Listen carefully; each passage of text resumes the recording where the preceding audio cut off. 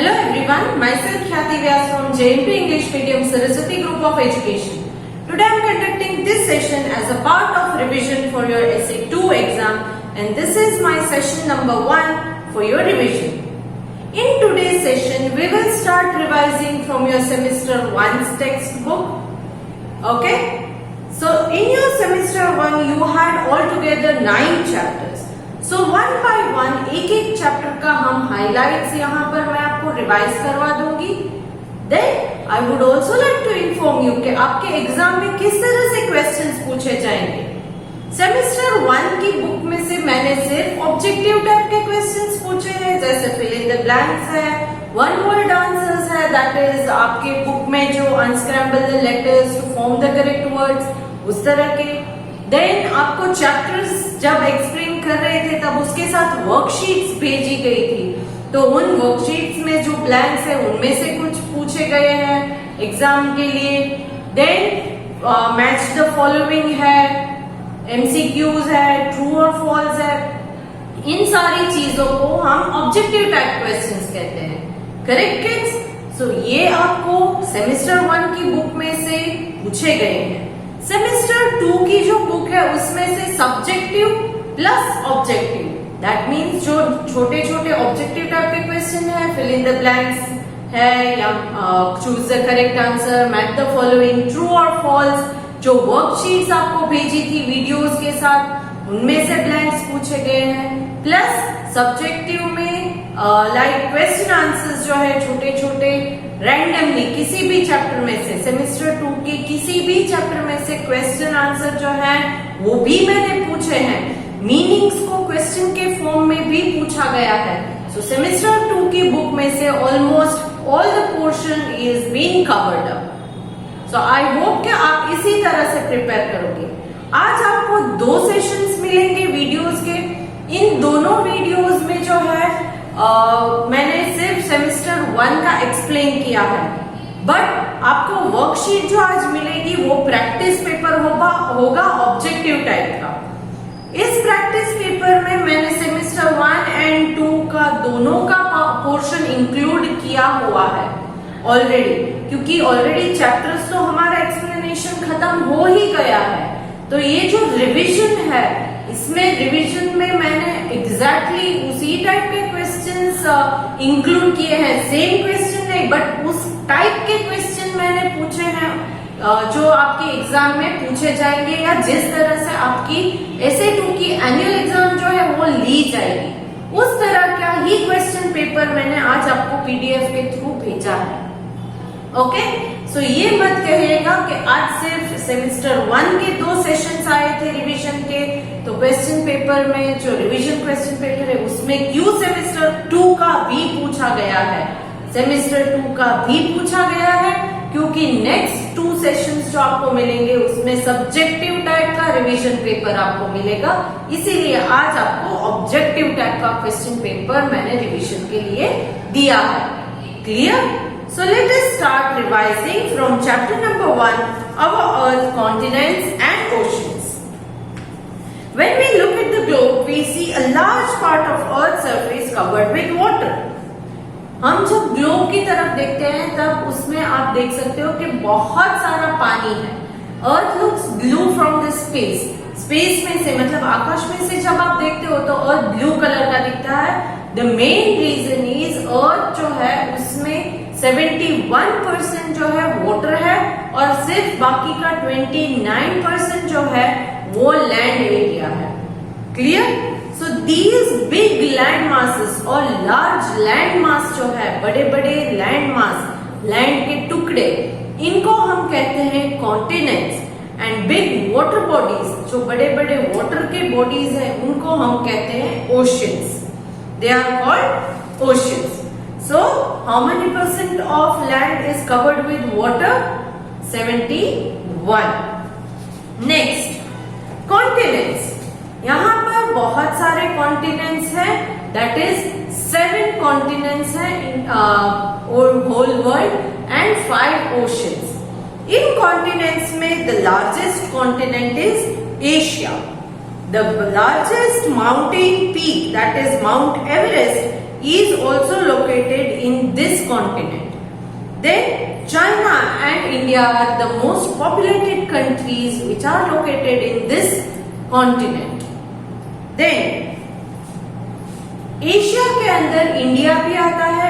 India और India के surrounding में उनके इंडिया के जो नेबर्स है उनको all together they are called Indian subcontinent. क्यों? क्योंकि इंडिया इतना बड़ा कंट्री है और उसके आजू बाजू के जो कंट्रीज है वो थोड़े बहुत सिमिलर टू इंडिया है, तो इनको ऑल टुगेदर हम कह सकते हैं इंडियन सब कॉन्टिनेंट.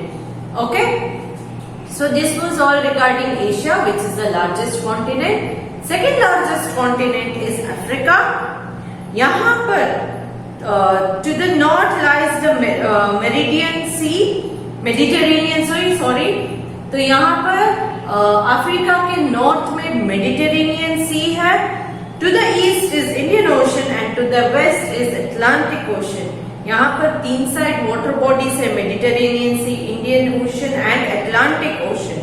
यहाँ पर world's largest desert that is Sahara desert, ये भी यहाँ पर है. देन लॉन्गेस्ट रिवर नाइल, ये भी यहाँ पर है. सुएज कैनाल यहाँ पर है.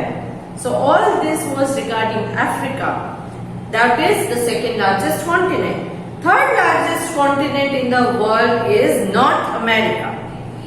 Christopher Columbus discovered it.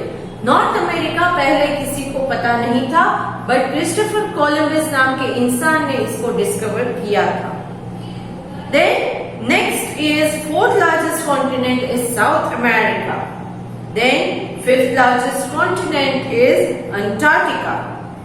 It does not have much life because it is covered with snow throughout the year. It remains frozen. It is also called white continent. It is surrounded by stormy seas. Then, sixth largest continent is Europe. It is very small, but the population is high. And the last one or the smallest continent is Australia. Australia is also a country. ये continent भी है और अपने आप में एक country भी है, Australia. Now here talking about oceans. Oceans we have all together 5 oceans. The largest ocean is the Pacific Ocean. After that, next one, the second largest is Atlantic Ocean. The third largest is Indian Ocean. Indian Ocean is the only ocean which is named after a country. Since it is to the south of India, the name is given as Indian Ocean. Then we have Southern Ocean, and then lastly the Arctic Ocean, and the smallest ocean in the is the Arctic Ocean. So this was all regarding continents and oceans. Altogether 7 continents: Asia, Africa, North America, South America, Antarctica, Europe and Australia. Oceans are altogether 5, that is Pacific Ocean, Atlantic Ocean, Indian Ocean, Southern Ocean and the Arctic Ocean. So this was the revision of your first chapter. Then talking about next chapter number 2, imaginary lines, latitudes and longitudes.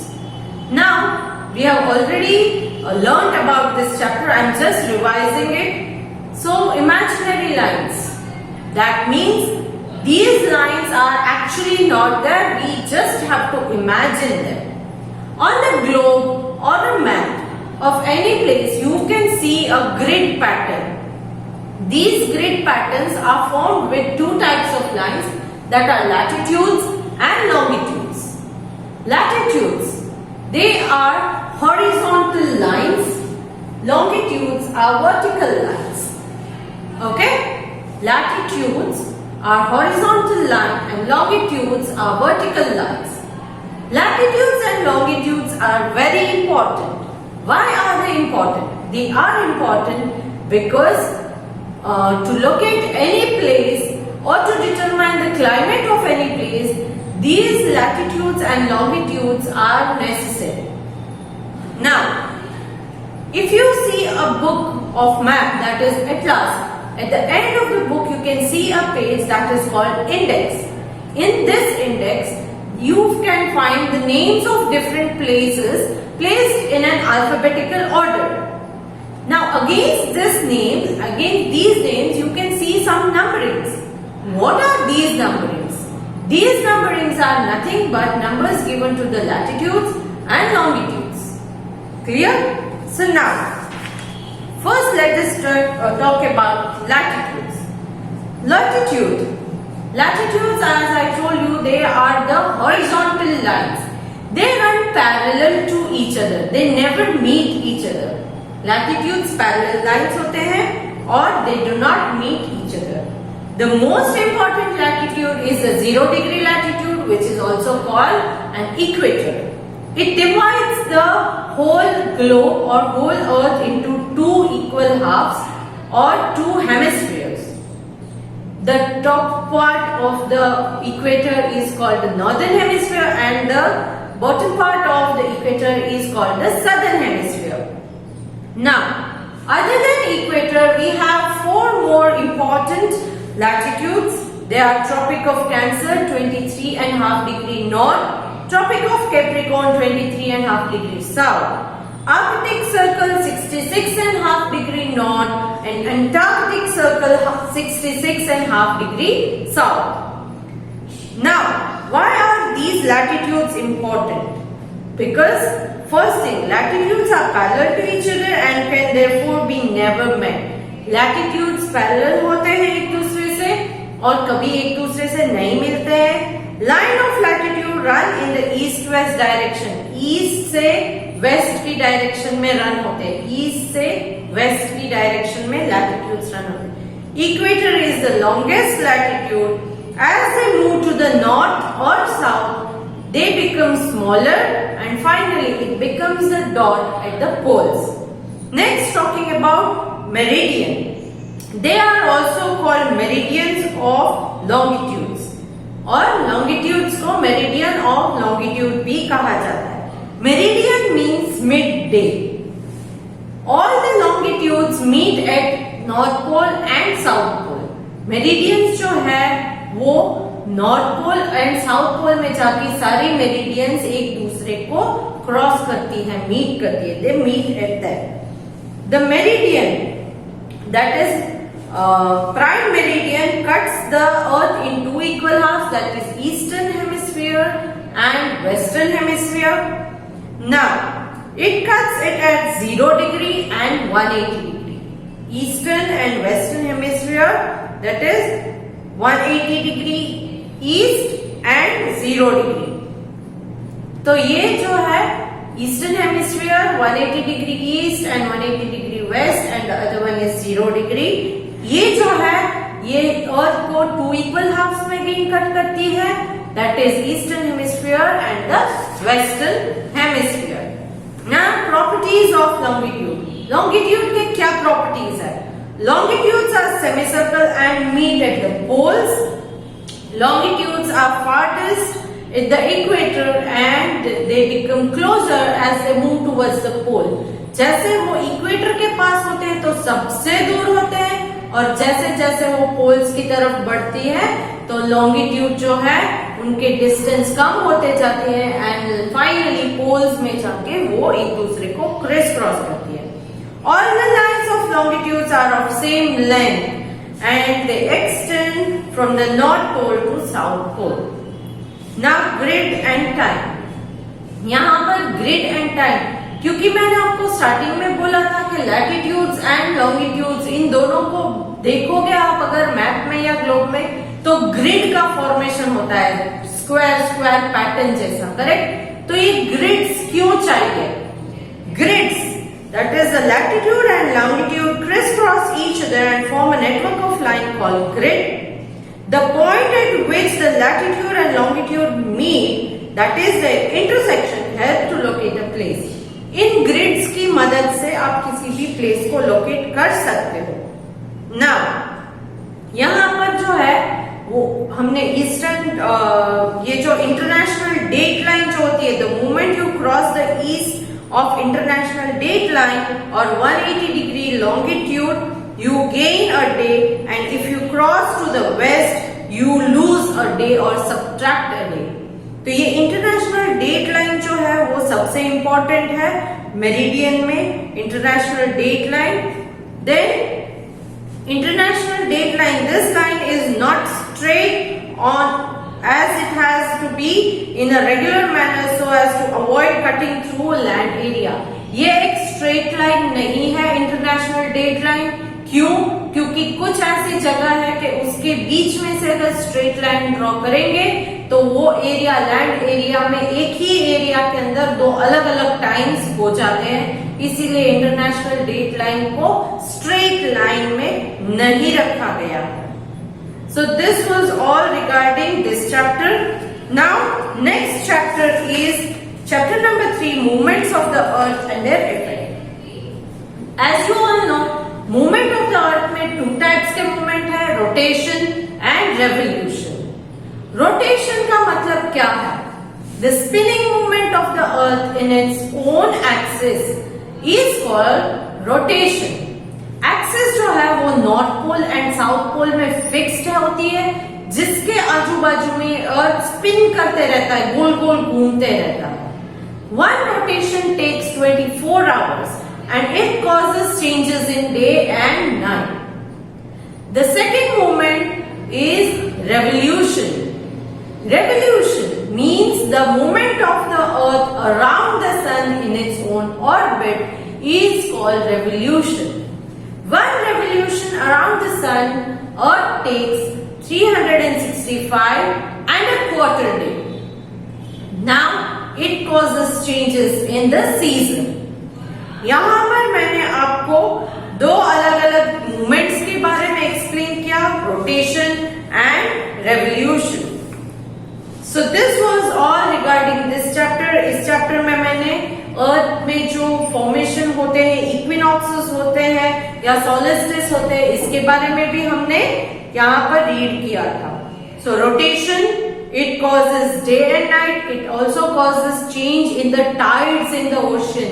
Ocean में जो tides या waves होती है उसका भी असर rotation की वजह से ही है. रेवोल्यूशन का क्या होता है कि revolution causes change in the season and equinox and solstice. Equinox and solstice में summer solstice, winter solstice, spring equinox and autumn equinox, ये अलग अलग इक्विनॉक्सेस एंड सोलिस्टिस है. सीजन में as you all know summer, winter, spring and autumn. तो ये सारे अलग अलग चेंजेस होते रहते हैं. Next talking about chapter number 4, temperate zone of the world. The climate of the place is the average weather condition over a long period of time. Climate का मतलब क्या है? किसी प्लेस में लॉन्ग पीरियड ऑफ टाइम के लिए अगर same type का वेदर कंडीशन या एटमॉस्फेरिक कंडीशन रहता है तो उसे हम कहते हैं climate. A place may said to have a dry climate or cold climate or hot wet climate depending on the weather condition over a long period. Now, factors influencing the climate.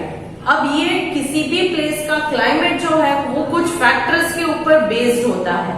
तो ये कौन से factors हैं? Factor number 1, latitude और distance of a place from the equator. Equator से जैसे जैसे place नजदीक होती है गर्मी बढ़ती जाती है, क्लाइमेट हॉट हो जाता है. इक्वेटर से जैसे जैसे दूर होती है प्लेस वैसे ठंडी बढ़ती जाती है और गर्मी कम होते जाती है. इसका रीजन ये है कि equator receives the direct rays of the sun and hence the area nearer to equator becomes more hotter compared to the areas which are farther than the equator. So first one was that latitude or the distance of the place from the equator. Second one is altitude. Altitude मतलब क्या? Altitude refers to the height of a place above the sea level. जैसे जैसे आप सी level पर होते हो गर्मी होती है. सी लेवल से जिस तरह से हाइट बढ़ते जाती है, फॉर एग्जाम्पल आपने ऑब्जर्व किया होगा हिल स्टेशंस है तो हिल स्टेशंस में क्या होता है कि ठंडी होती है, थोड़ी प्लेजेंट क्लाइमेट. समर सीजन में जितना आपको प्लेन्स में गर्मी होती है, हिल स्टेशन में उतनी गर्मी नहीं होती है, वहां प्लेजेंट वेदर होता है या प्लेजेंट क्लाइमेट होता है, वहां का वातावरण pleasant. The reason is this altitude. क्यों? क्योंकि सी लेवल से जैसा हाइट पर जाते हो तो ठंडी बढ़ती जाती है। So this is also a reason for changes in the weather और changes in the climate. Next is distance from the sea. Sea के यहाँ पहले के पॉइंट में ऑल्टीट्यूड में मैंने कहा था height from the sea level, अब इस पॉइंट में डिस्टेंस फ्रॉम द सी के बारे में बात कर रही है। सी के जितने नजदीक हो, क्लोजर हो, ह्यूमिडिटी बढ़ते जाती है, क्योंकि सी का पानी जब इवोपरेट होता है तो उसमें क्या होता है कि आपके जो एटमॉस्फेयर है उसमें वाटर कंटेंट बढ़ जाता है। बट अगर सी या वाटर बॉडीज से अगर आप दूर रहते हो, फॉर एग्जाम्पल हमारे कंट्री में न्यू दिल्ली को ले लीजिए, न्यू दिल्ली नॉर्थ इंडिया में आता है, तो उसके आजू बाजू में बे ऑफ बंगाल, इंडियन ओशन या अरेबियन सी नहीं है, करेक्ट। तो उस वजह से दिल्ली में गर्मी बहुत ज्यादा होती है, करेक्ट। ड्राई हॉट विंड्स होती है एंड समर सीजन में ये सारे चेंजेस एंड विंटर में अगेन एक्सट्रीमली कोल्ड हो जाता है। बट अगर आप सी या वाटर बॉडी के क्लोज रहते हो तो क्या होगा, समर सीजन में आपको ड्राई हॉट विंड नहीं ब्लो होती है बट ह्यूमिडिटी बढ़ जाती है, एंड विंटर सीजन में उतनी ठंडी नहीं होती है क्योंकि जो वाटर बॉडीज में वाटर गर्म होता है वो ठंडा इजीली नहीं हो पाता। So distance from the sea is another point which influence the climate of a place. Next one is humidity, मतलब के आपके एटमॉस्फेयर में वाटर कंटेंट कितना है, it also affects the climate of a place. Humidity ज्यादा है, water content ज्यादा है तो आपको बहुत गर्मी नहीं लगती है। वाटर कंटेंट अगर कम है तो बहुत ज्यादा गर्मी लगती है, एकदम स्किन आपकी जल जाती है। नेक्स्ट इज विंड, जिस प्लेस पर विंड ज्यादा ब्लो होती है वहां पर भी अलग अलग टाइप के क्लाइमेट होते हैं। So all these points, that is latitude or distance from the equator, then altitude, that is height from the sea, then distance from the sea, humidity, wind, ये सारे के सारे फैक्टर्स हैं जो एक पर्टिकुलर प्लेस के क्लाइमेट के ऊपर इन्फ्लुएंस करते हैं। नेक्स्ट द टेम्परेट और द हीट जोन्स। पूरे हमारे जो ग्लोब है उसमें अलग अलग टेम्परेट जोन्स है, ऑल टुगेदर 3 टेम्परेट जोन्स हैं। आप 6 देख सकते हो बट 3 कंसिडर करते हैं कि क्योंकि जो इक्वेटर है उसके ऊपर भी सेम 3 है, उसके नीचे साउथ में भी 3 है, तो northern hemisphere and southern hemisphere में इक्वल है, ऑल टुगेदर 3 ही है। First one is the torrid zone which is the hottest zone.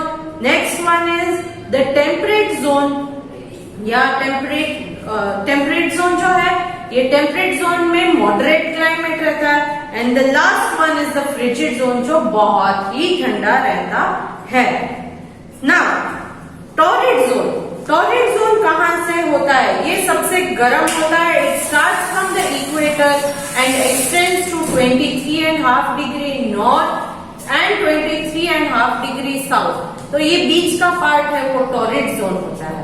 Next temperate zone जो है वो Tropic of Cancer 23.5 degree north से स्टार्ट होके 66.5 डिग्री नॉर्थ जो आपका आर्कटिक सर्कल है वहां तक नॉर्दर्न हेमिस्फीयर में, सेम वे नीचे सदर्न हेमिस्फीयर की तरफ 23.5 degree south, that is the tropic of Capricorn से लेकर 66.5 degree south, that is Antarctic circle, इन दोनों के बीच का जो एरिया है उसे हम टेम्परेट जोन कहते हैं।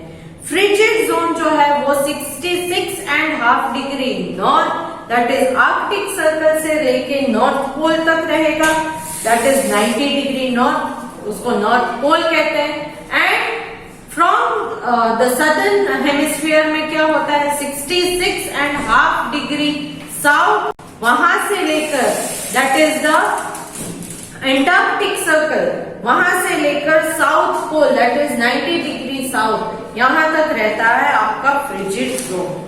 सो these frigid zones are permanently frozen, ये परमानेंटली फ्रोजन रहते हैं। So this was all regarding your chapter 4 revision. Next session we will continue with chapter number 5। आज जो आपको पीडीएफ मिलेगी, as I have already told you, ये objective type का paper है, रिवीजन पेपर है। तो इसमें मैंने सेमेस्टर 1, सेमेस्टर 2 दोनों बुक्स में से ऑब्जेक्टिव टाइप के प्रैक्टिस क्वेश्चंस आपको दिए हैं। आई होप कि ये पेपर आप अपने आप सॉल्व करोगे। आंसर की भी मैंने पीडीएफ में साथ में अटैच की है, बट आंसर की आप सिर्फ अपना पेपर कंप्लीट करने के बाद चेक करने के लिए, आंसर्स चेक करने के लिए ही यूज करोगे। Okay, so we will continue in the next session. Bye.